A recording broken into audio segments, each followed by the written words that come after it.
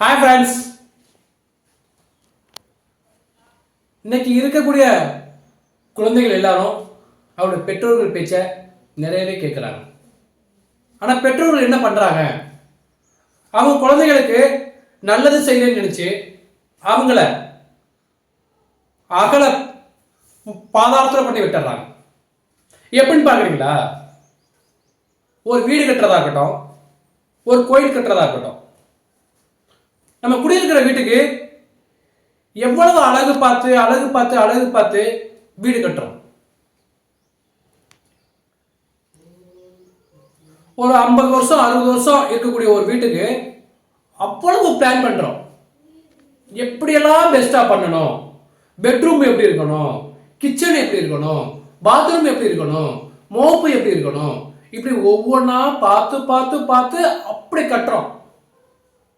ஆனா ஒரு பையனுக்கோ இல்ல பொண்ணுக்கோ ஒரு திருமணம் செய்து வைக்கிறதுல பெற்றோர்கள் என்ன பண்றாங்க? அதை பத்தின வீடியோ தான் இன்னைக்கு இந்த வீடியோவில் வரப்போகுது. வாங்க வீடியோக்குள்ள போகலாம்.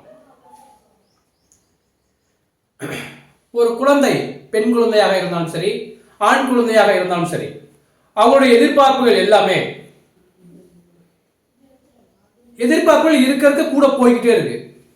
அந்த திருமணம் வந்த உடனே, அந்த ஸ்டேஜ் வந்த உடனே அம்மா அப்பாவோட பேச்சுக்கு முக்கியத்துவம் கொடுத்து அவங்க சொல்றத சரின்னு ஒத்துக்கிற ஒரு மனப்பக்குவத்துக்கு வர்றாங்க. ஏன்னா இன்னைக்கு வளரக்கூடிய குழந்தைகளும் அப்படித்தான் இருக்காங்க. ஆனா பெற்றோர்கள் என்ன பண்றாங்க? அவங்களுக்கு என்ன விதமா எப்படி அமைக்கிறாங்க அப்படிங்கிறத பற்றி தான் இன்னைக்கு நான் சொல்ல போறேன். அதாவது பெற்றோர்கள் அவருடைய சுயநலத்திற்காகவும் அவர்களுடைய வரட்டு கௌரவத்திற்காகவும் திருமணம் என்ற போர்வையில பிள்ளைங்களை அடிமைப்படுத்துறாங்க. அவர்களுடைய ஆசைகள் எல்லாம் அந்த திருமணத்தின் மூலம் எதிர்பார்க்கிறாங்க. ஆனா குழந்தைங்க வேற வழி இல்லை, நமக்கு அம்மா அப்பாவோட சந்தோஷம் தான் முக்கியம் அப்படின்ட்டு அந்த திருமணத்திற்கு சரின்னு ஒத்துக்கிறாங்க. ஆனா ஒரு பையனுக்கு பொண்ணு பார்க்கறதா இருக்கட்டும், 10 இடம் 20 இடம் 30 இடம் 50 இடம் அப்படி பார்க்காம அவங்களுடைய சுய கௌரவத்துக்காக வரட்டு பிடிவாதத்துக்காக ஒரு சில விஷயங்கள்லாம் பிள்ளைங்களுடைய ஆசைகள்லாம் மீறி அவங்களுடைய கட்டாயத்தின் பேர்ல ஒரு திருமணம் நடத்தி வைக்கிறாங்க. அது அவர்கள் செய்யக்கூடிய முதல் தவறு. நம்ம குடியிருக்கிற வீட்டுக்கு எவ்வளவு முக்கியத்துவம் கொடுக்கிறோம். முன்னோர்கள்லாம் சொல்லுவாங்கல்ல, திருமணம் என்பது 1000 காலத்து பயிர். அதாவது ஒரு பொண்ணை ஒரு வீட்டுக்கு கொண்டு வர்றோம் அப்படின்னா எப்படி குணங்கள்லாம் பார்த்து எப்படியெல்லாம் பார்த்து திருமணம் செய்து வைக்கணும்.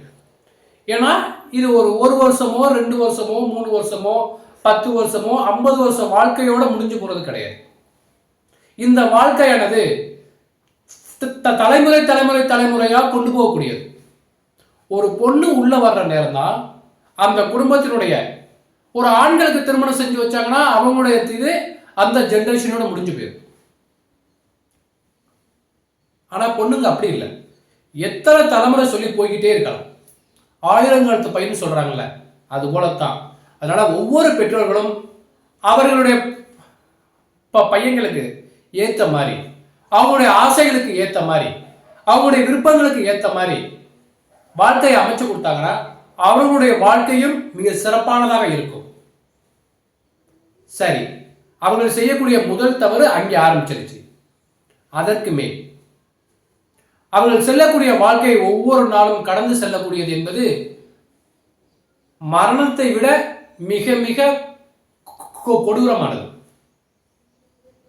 அம்மா அப்பா செஞ்சு வச்சுட்டாங்க அப்படிங்கிறதுக்காக ஒரு விருப்பத்தின் பேர்ல நாட்கள் தள்ளி போய்கிட்டு இருக்குமே தவிர அவங்களுடைய சந்தோஷம், அவங்களுடைய மகிழ்ச்சி, அவர்களுடைய எப்படி சொல்றது, எவ்வளவு மகிழ்ச்சியை வெளிப்படுத்த முடியுமோ அது எல்லாமே மங்கி போய்விடும். எல்லாவற்றுக்கும் மேலாக அவர்களுக்கு திருமணம் செஞ்சு வச்சாச்சுன்னா அதோட ஒதுக்கிக்கணும். அவர்களுக்கு நல்லது செய்யுதுன்னு சொல்லி அவங்களுடைய இதுல போயிட்டு ரொம்ப அக்கறை எடுத்துக்கிறது. அக்கறை எடுக்க எடுக்க அது அவங்களுக்கு செய்யக்கூடிய அடுத்த துரோகங்கள். இப்படி ஒவ்வொரு கட்டத்திலையும் ஒவ்வொரு விதமான பிரச்சனைகள் அந்த ஆண்மகன் சந்திச்சு கொண்டே செல்ல வேண்டும்.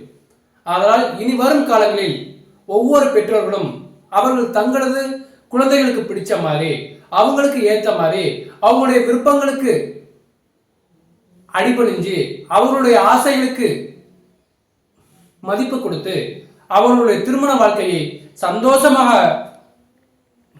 மகிழ செய்வது ஒவ்வொரு பெற்றோரின் அத்தியாய கடமை. அவர்களுடைய சொந்த விருப்பத்திற்காகவும் சுய விருப்பத்திற்காகவும் எப்பொழுதுமே செய்யாதீங்க. ஆதலால் இனி வரும் ஒவ்வொரு காலங்களிலும் கண்டிப்பா ஒவ்வொரு குழந்தையும் கண்டிப்பா பெற்றோர் பேச்சை கேட்பாங்க. அந்த பெற்றோர்கள் பேச்சை கேட்கிறாங்க அப்படின்னா அதுக்கான மதிப்பு நாம கொடுத்து குழந்தைகளை மகிழ்ச்சிகரமாக வாழ செய்ய வேண்டியது ஒவ்வொரு பெற்றோரின் அத்தியாய கடமை. இது வரைக்கும் நம்ம சேனலை சப்ஸ்கிரைப் பண்ணாம இருந்தீங்கன்னா சப்ஸ்கிரைப் பண்ணிருங்க. நன்றி.